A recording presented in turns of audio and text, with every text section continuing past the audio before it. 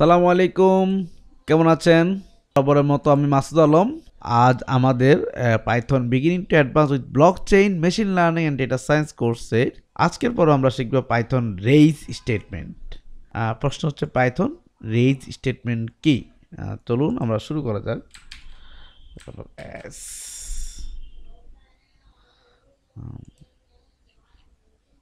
Python raise dot পাই।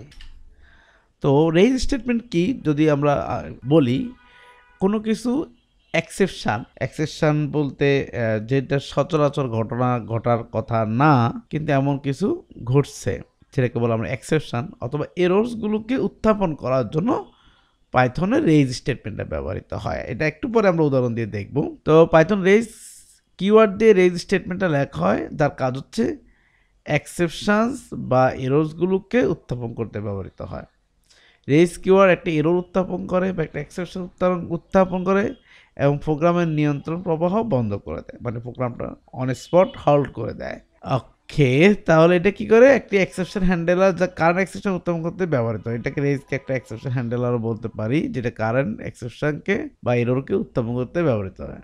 যেমন একটা আমরা উদাহরণ দেখতে পারি এখন এরকম, যেমন এইগুলো হচ্ছে 5 আছে।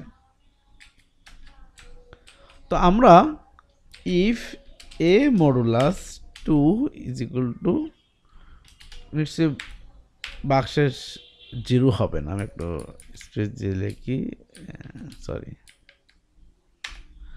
Not equal to. হ্যাঁ, আমরা যদি a কে 2 দিয়ে মডুলাস করলে 0 না হয়, আমরা চাচ্ছি একটা অড আসুক, সরি ইভেন আসুক, কিন্তু ইভেন আসলে একমাত্র বাক্সেসটা হচ্ছে 0 হবে। সেই জন্য আমরা চেক করে নিলাম যে কোনো অড নাম্বার যেন না আসে। তাহলে আমরা একটা এক্সেপশন রেইজ করব বা এরর রেইজ করব।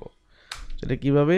ইফের আন্ডারে যেহেতু, তো ক্লোন দিতে হবে এবং raise exception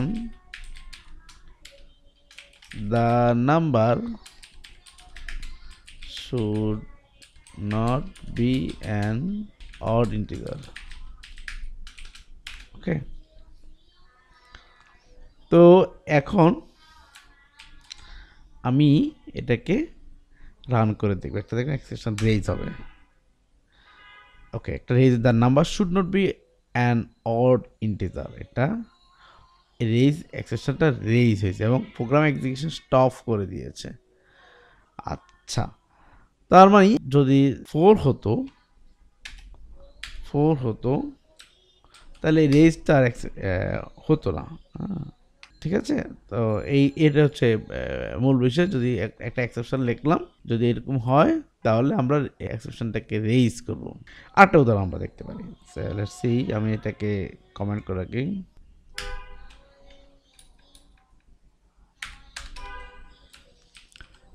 let's see s is equal to হচ্ছে অ্যাপল, ট্রাই নাম is equal to হচ্ছে ইন্টিজার সে s, আমি লিখলাম। এখন আমি বলবো ট্রাই একটা নাম্বার নিলাম, যে ইন্টিজার ভ্যালু হবে s, হ্যাঁ s তা ইন্টিজার ভ্যালু কনভার্ট করলাম। এখন অ্যাকসেপ্ট ভ্যালু এরর, যদি ভ্যালুটা এরর হয়, যেটা চেয়েছি সেটা না হয়, রেইজ করব ভ্যালু এরর। এটা হচ্ছে এক্সেপশন ক্লাসের একটা মেথড, এখানে পাঠিয়ে দিলাম এবং আমরা এখানে বলবো string can't be changed into integer. Okay, মানে স্ট্রিংকে ইন্টিজার কনভার্ট করা, এটা রেইজ হয়ে গেল। দেখেন, এটা কিন্তু কখনোই পারবেন না আপনি এই কাজ করতে পারেন। যদি এটা না দিতেন, হ্যাঁ, তাহলে ভ্যালু এরর হতো না, অ্যাকসেপ্ট যদি ভ্যালু এরর হতো। হ্যাঁ, এখন আমি নাম দিতে হচ্ছে এস, সো কোনো রেইজ এরর হয় নাই। তো এভাবে আমরা একটা এরর করতে পারি। সো যদি এরকম হতো যে এটা নাম্বারই হতো, লেটস সি, আমি এখানে বললাম যে 5, তারপর আমি এখানে বললাম ইন্টিজার এস, তাহলে কি হতো, কোনো রেইজ এরর হয় না, কারণ এটা লজিক্যাল, আপনি এটা পারেন। ওকে, তাহলে এটা আমরা দেখলাম যে একটা এক্সেপশনকে এররকে উত্থাপন করার জন্য রেইজ কিওয়ার্ডটা আমরা ব্যবহার করে থাকি বিভিন্ন রকমের, এটা ইচ্ছা মতো আপনি করবেন। তাহলে সুবিধা কি, এটি রেইজ ওয়ার্ডের প্রথম সুবিধা হচ্ছে এটি আমাদের এক্সেপশনসগুলি রেইজ করতে সাহায্য করে যখন আমরা এমন পরিস্থিতিতে পড়তে পারি যেখানে আমরা এক্সিকিউশন করতে পারি না। এটি আমাদের ধরা একটি এক্সেপশন পুনরায় রেইজ করতে সাহায্য করে, একটা নিজের ধরা নিজের তৈরি করা একটা এক্সেপশনকে পুনরায় রেইজ করতে সাহায্য করে। রেইজ আমাদের যে কোনো একটা এক্সেপশন থ্রো করতে দেয়, এই যে রেইজটা একটা এক্সেপশন, ভ্যালু এরর আমরা থ্রো করছি, এক্সেপশন থ্রো করছি, এক্সেপশন ক্লাস দিয়ে ভ্যালু এরর একটা এক্সেপশন ক্লাস দিয়ে আমরা থ্রো করছি। তারপরে যে আমরা যখন ইনপুট ভ্যালিডেশন নিয়ে কাজ করতে চাই তখন এটি বেশ উপকারী, কোনো বিভিন্ন রকম ইনপুট নিয়ে যখন ভ্যালিডেশন করবো তখন আমরা রেইজটাকে আমাদের সুবিধা মতো ব্যবহার করতে পারবো। এটা হচ্ছে মোটামুটি রেইজ নিয়ে।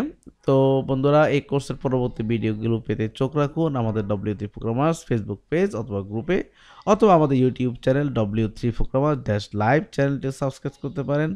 সবাই ভালো থাকবেন এবং সুস্থ থাকবেন। অচিরে আমি আবার আসছি এই কোর্সের পরবর্তী ভিডিও নিয়ে।